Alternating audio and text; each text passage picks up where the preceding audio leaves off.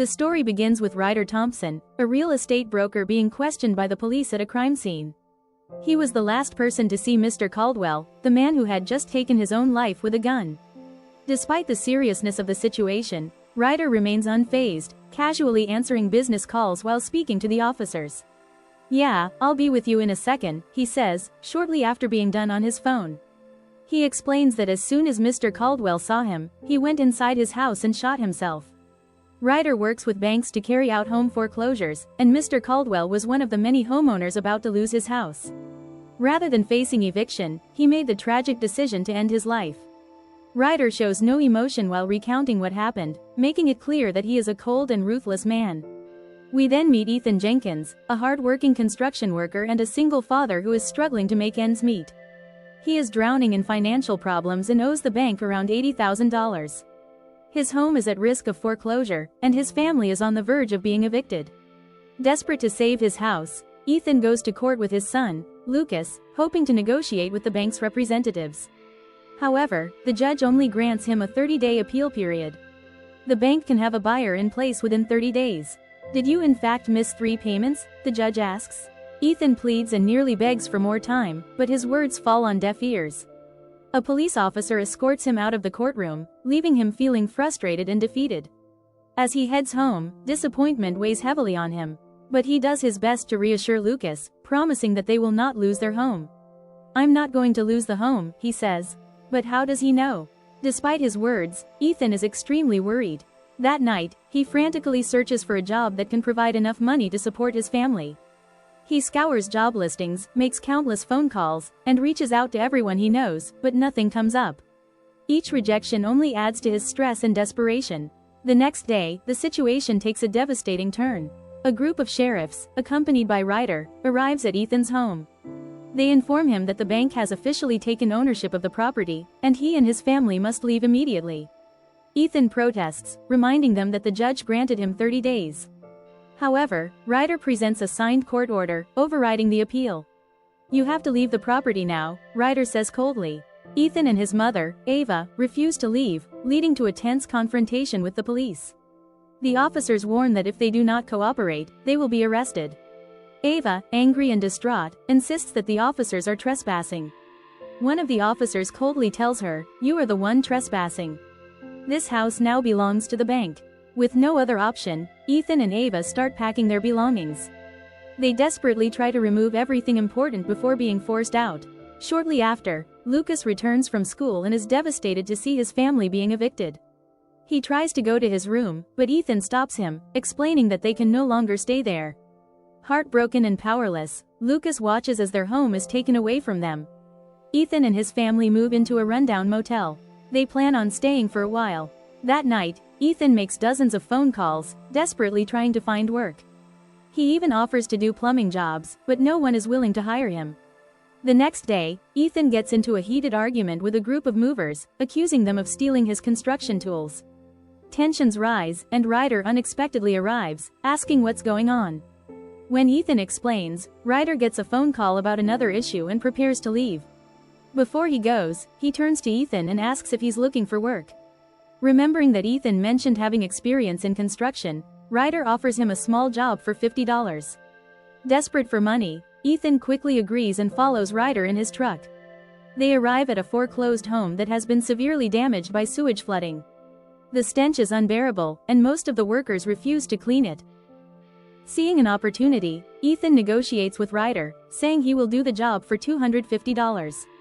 Ryder agrees. Ethan steps inside, only to realize the mess is far worse than he expected. The sticky, foul-smelling sludge makes him gag, and he rushes outside to vomit. The other workers laugh at him, but Ethan doesn't give up. Instead, he offers them drinks and a fair wage to help him clean the mess.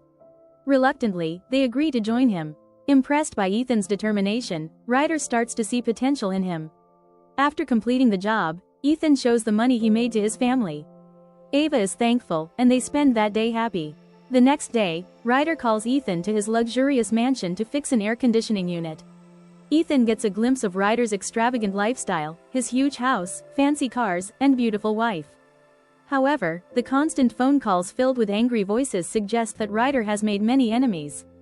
After Ethan finishes the repair, Ryder takes him for a drive and unexpectedly offers him a well-paying job.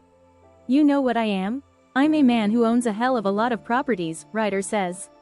Without asking for details, Ethan immediately accepts, knowing he needs money to support his family. As they drive through town, they spot a house illegally siphoning electricity and water from a neighboring property. Realizing that the house belongs to the bank, Ryder turns the car around to investigate. He knocks on the door and confronts the occupant, Frank Green, ordering him to remove the illegal utilities immediately. Frank complies, and Ryder warns him never to do it again or face serious consequences.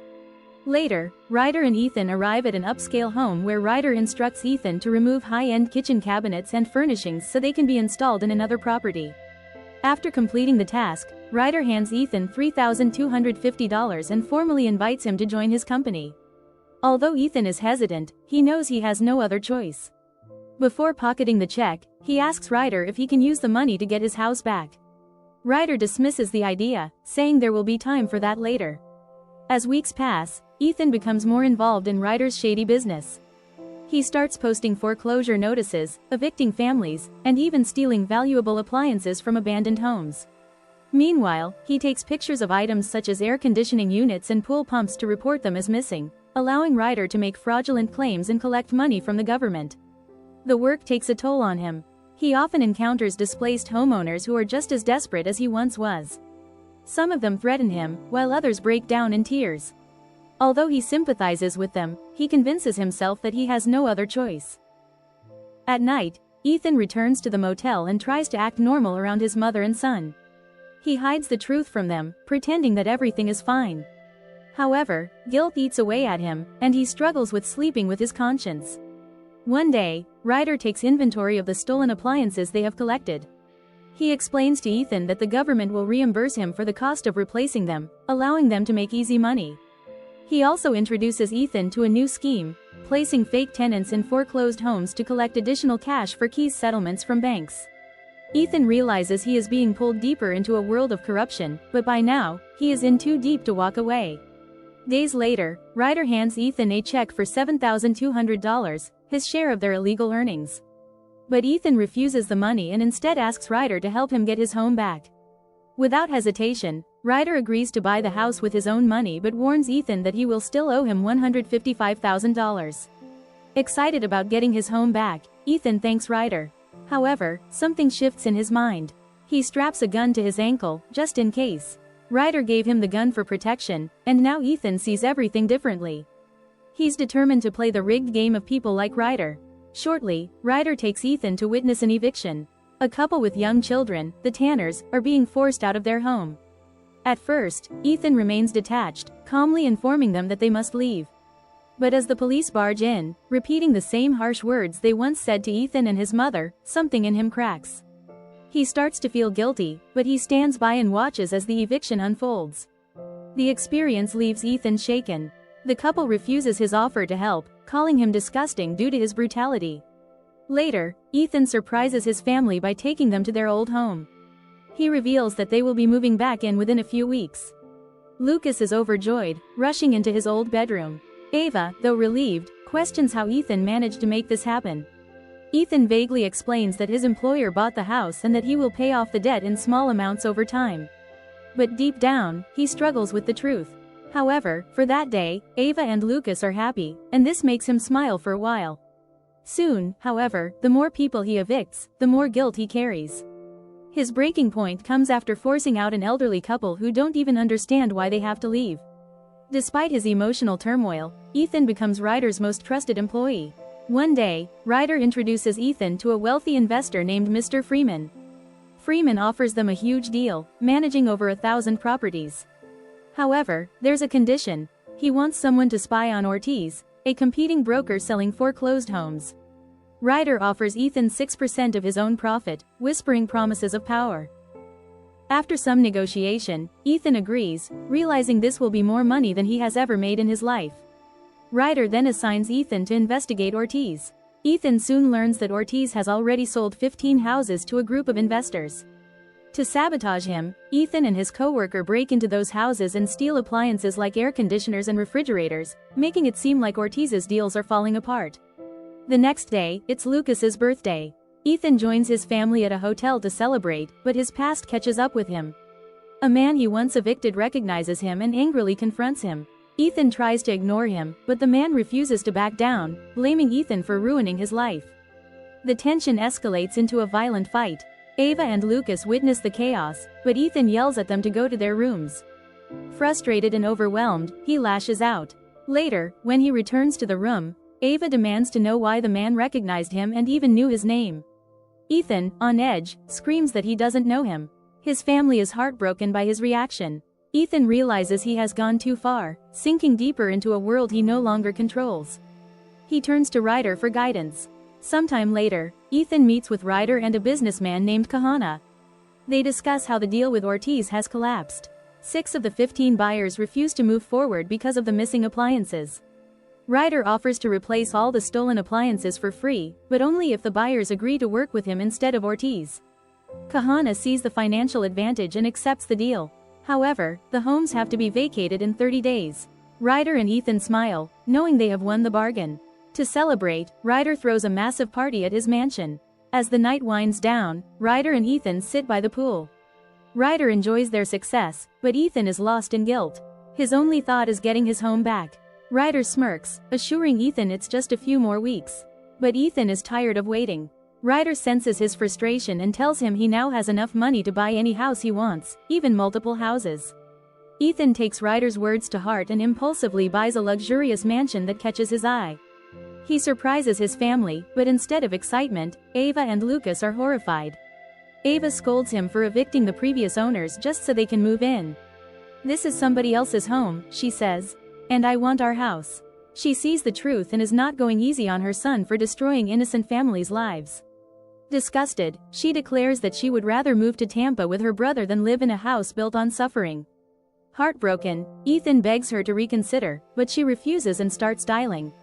The next morning, Ryder calls Ethan into his office and hands him an important document.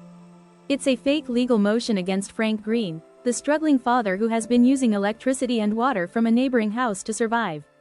If Frank wins the case, Ryder's entire deal will fall apart. So, Ryder orders Ethan to submit the document to the court before 9:45 a.m. This means Ethan must ensure Frank loses his home no matter the cost. Shortly, Ethan arrives at the courthouse and sees Frank with his wife and children. Guilt washes over Ethan as he watches Frank's family. He steps into the bathroom, trying to calm himself, but Ryder keeps texting him, demanding to know why he hasn't delivered the paper. Finally, Ryder calls, threatening him. If he doesn't file the document, he is a dead man. Ethan knows that if he hands over the document, he will destroy Frank's life. But Ryder's voice echoes in his mind, pushing him forward. Under pressure, Ethan submits the fake motion. Shortly after, the court rules against Frank, seizing his home. Frank desperately pleads with the judge, crying that he has a family to take care of, but his cries go unheard. Just like that, another family is crushed under the weight of Ethan's success. Later that day, Ethan returns to his new mansion, only to find it completely empty. Ava and Lucas are gone. They have left for Tampa. The realization hits him hard. Overwhelmed with sorrow, he turns to alcohol, drinking until he loses consciousness and collapses on the floor. The next morning, he is startled awake by a phone call from Ryder. Ryder is already at his door, telling him to hurry up. It's time for Frank Green's eviction. Ethan, feeling empty and broken, follows Ryder to the scene. But when they arrive, they find police officers already there, talking to the neighbors. Something is wrong. The officers inform Ryder and Ethan that Frank has been acting strangely since yesterday. His behavior has become more unstable, scaring his wife and children. The police were called for a domestic disturbance, and now they believe Frank is armed and dangerous. Suddenly, Frank starts shouting at the officers, demanding that they leave. He insists that this is his home and that they are the ones trespassing. Attention rises as the police order Frank to drop his weapon. Moments later, he steps outside, gripping a gun tightly. His voice shakes with anger as he shouts about the injustice of the court system. Chaos erupts when Frank suddenly fires at the police. The officers quickly take cover, their weapons drawn, ready to fire back. Ethan, hiding behind a police car, makes a sudden desperate decision. He steps out into the open and calls out to Frank, his voice unsteady as he admits the truth. He was the one who forged the legal document at the court hearing. He is the reason Frank lost his house. Watching this unfold, Ethan breaks down. He knows exactly why Frank is in this situation. It all started because of him. A wave of guilt washes over him, but deep down, he blames Ryder for pushing him into this mess. Frank, shocked by the confession, lowers his gun slightly. His anger shifts to disbelief. Taking advantage of the moment, the police urge Frank to surrender, telling him that his case can be reopened and that he still has a chance to get his home back. After a brief hesitation, Frank finally steps forward, allowing the officers to take him into custody. As the situation settles, Ethan is pulled aside for questioning. When the officers ask why he is there, he admits that he came to evict Frank Green. Then, in an unexpected turn, he decides to do the right thing. He tells the police everything, giving them Ryder's name and the details of the corrupt company he works for. Ryder, realizing that Ethan has betrayed him, tries to stay calm, but the fury in his eyes is clear. The police are now after him, and this time, he might not be able to escape. Meanwhile, Ethan sits inside a police car, staring blankly ahead. His mind is racing with everything that has led to him to this moment. Just then, Frank's young son approaches the window. Their eyes meet, but instead of hatred or anger, the boy's gaze holds something else: gratitude. I'm sure you enjoyed this video. If you did, please like, comment, and subscribe to my channel. When you do, it helps the video reach more people. And when I say everyone should hear this message, I believe you feel the same way too.